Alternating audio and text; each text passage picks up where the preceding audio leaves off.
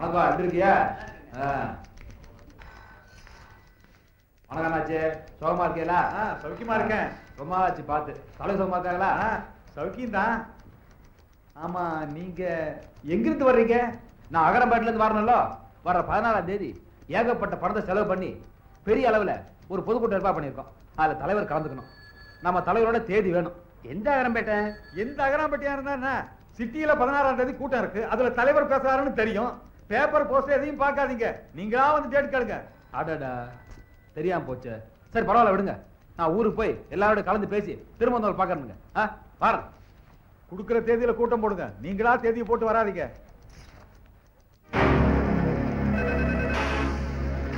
Hello, Rajagopal தான் பேசுறேன். தலைவர் புறப்பட்டாரா? 5 நிமிஷம் ஆச்சா? சரி சரி, ஆளுங்கெல்லாம் வந்துட்டாங்க. ஆகட்டும், பாத்துக்கலாம். 4 எழுத்து எடுக்கிறதுக்குள்ள 4 ஆளு 40 போன்.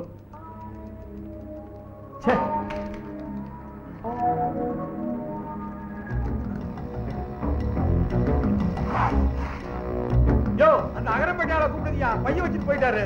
யோ, கூப்பிடுங்கயா அவரை. யோ, என்னையா கூட்டம்?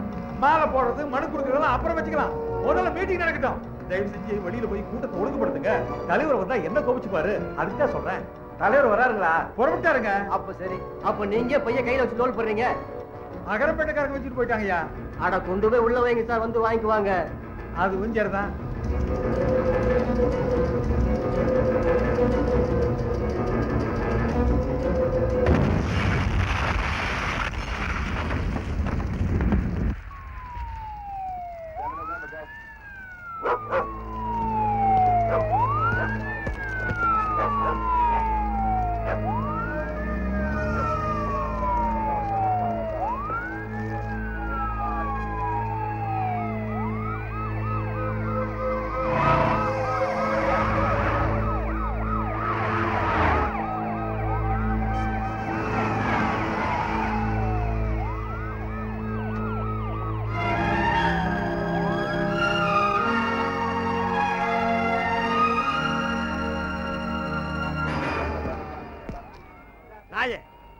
நான் இறங்குறதுக்கு அப்புறம் தான் நீ இறங்குவியா? இறங்கி கதவு திறடா. அதெல்லாம் தப்புடா, உங்க பின்னாடி தான் வரணும். மூஞ்சியை பேத்துருவேன். முன்னாடி இறங்கி கதவு திறடா. முள்ள பண்ணி வாயா. இது வரைக்கும் எத்தனை பேரு? இது வரைக்கும் 2 பெண்கள் உள்பட 22 பேர் மேடம். இன்னும் எண்ணிக்கை கூடலாம். வேற ஏதாவது தெரிஞ்சதா? தேடிக்கிட்டு இருக்கோம்.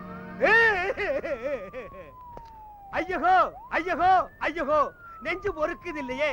தமிழகமே, நீ எங்கே போய் கொண்டிருக்கிறாய்? தமிழர்கள் யாராவது இருக்கிறீர்களா? ஐயோ, மயக்கமா? டேய், போட்டோ எடுக்க சொல்றா. போட்டோகிராஃபர் அமைச்சர் மயக்கமா விழுந்தாரு. போட்டோ எடுக்கப்பா. முதல்ல தண்ணி அடிக்க சொல்லுங்க. ஏற்கனவே அடிச்சிட்டாரியா? கொஞ்சமா தான் அடிச்சேன். பிளாஸ் அடிக்க சொல்றா. பிளாஸ் அடிக்க சொல்றாருப்பா.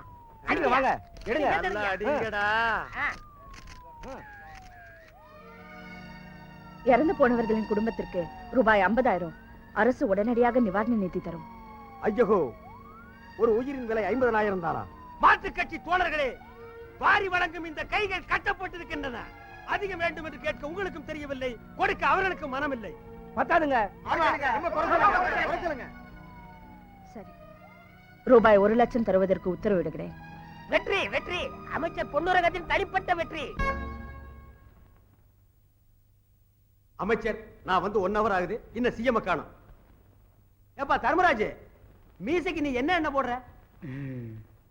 சொல்ல மாட்டியே, அரசாங்க ரகசியமாச்சே. ஏப்பா தினேஷ், அந்த குண்டு வெடிச்சதை பத்தி கண்டுபிடிச்சியா? எஸ் சார், வெடிச்ச குண்டு RDX 40. குண்டுக்கு குலம் கோத்திரம் ஜாதி எல்லாம் கேட்டனா? அதை வெச்சவன் யாருன்னு கண்டுபிடிச்சியா? இல்ல சார். அப்புறம் எதுக்கு நீ IPS படிச்ச? நான் சொல்றேன் கேளு. துண்டு போட்டவர்களை எல்லாம் பிடிச்சேன்னா குண்டு போட்டவர்களையும் பிடிச்சிடலாம்.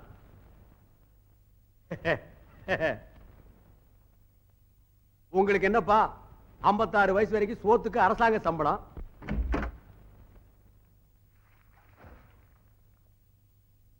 Please sit down. அரசியல்வாதிகளோட பதவி காலம் 5 வருஷம் தான். ஆனா சில அரசியல்வாதிங்க அதிகமா ஆடி அதையும் குறைச்சுக்கிறாங்க.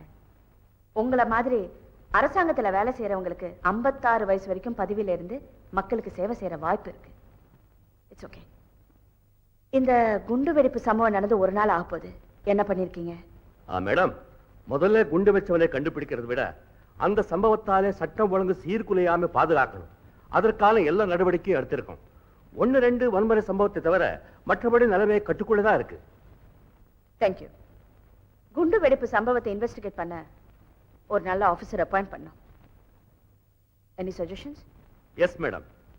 Mister Surya, assistant commissioner of police, anti terrorist squad. அந்த ஆள் வேணாப்பா. ஏன் வேண்டாம்?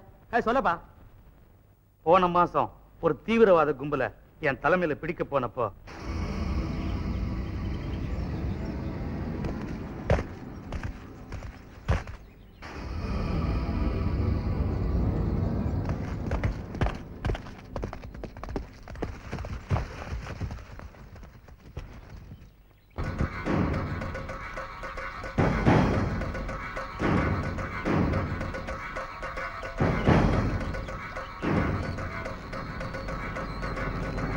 போலீஸ்டா.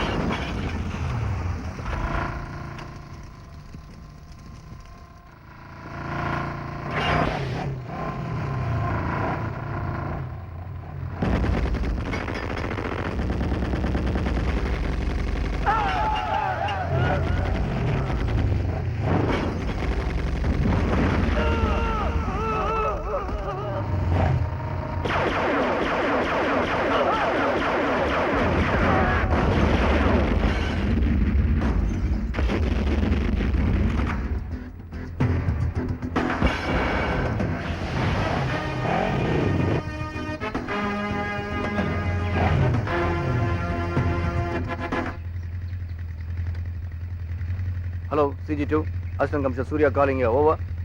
ஹலோ சூர்யா, நான் தர்மராஜ் பேசுறேன். எத்தனை பேர் அரெஸ்ட் பண்ணிருக்கீங்க?